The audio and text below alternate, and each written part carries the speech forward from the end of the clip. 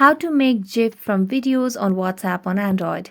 Hello everyone, welcome to this channel. I'm Emily and I'm here to help you out today. So without any delay, let's get started. So first of all, launch the WhatsApp application on a device. Make sure that you have logged into your account and then select on the profile that you want to send the GIF from videos.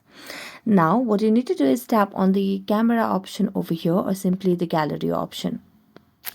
As you tap on gallery, select on the video that you want to send as a GIF over here.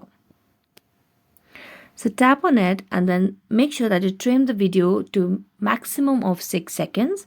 So I'm going to select over here and trim it over here.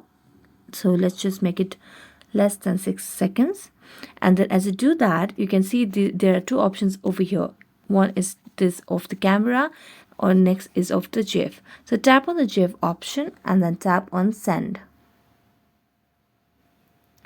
Now as you send this portion that you have trimmed, it will go as a GIF video on WhatsApp to the other person.